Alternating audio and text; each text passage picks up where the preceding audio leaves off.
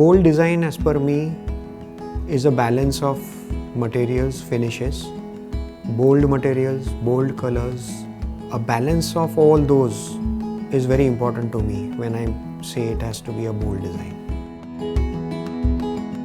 So the best part or the best feature of Archtype Studio is the connectivity and the freshness that comes through light and ventilation throughout the day. When you enter, you pass through the corridor, you get a fair idea of what kind of works we do.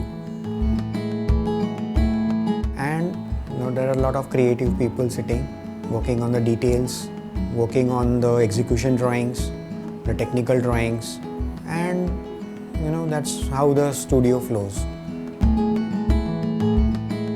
We work a lot on the material library to update the material library. What is new, what is being old, that is very important nowadays. So a lot of things coming, but they will not be available later on. So updated material library is very important, and that's what at Archtype we have been doing for a long time.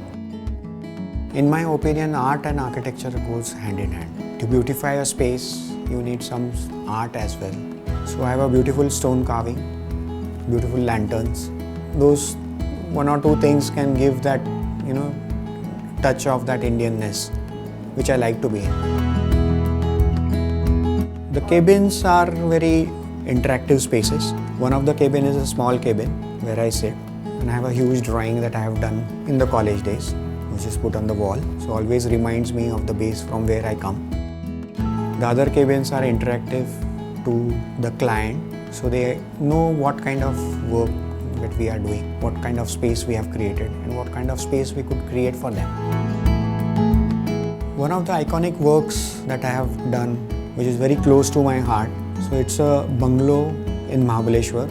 So that design is something which is very unique. There was an open space and a lot of trees around. So we placed the house in the middle of the trees. Not a single tree was cut, and the bungalow took the shape, wandering around the trees, the typical smell of materials, the typical feel of the material, the typical color of those materials, the red soil.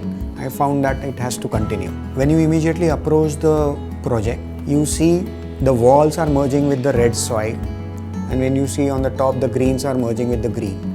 Even the slopes of the roofs, they converge with the topography of the land, which is a hilly land. Team discussions normally take place in an open studio only. So everybody knows what is happening in the studio. People also get involved directly or indirectly in almost every project.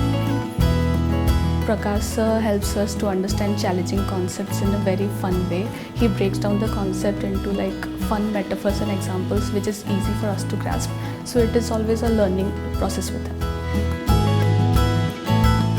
An advice to young architects: be more creative, get something out of box. Don't be afraid of putting something different in front of clients.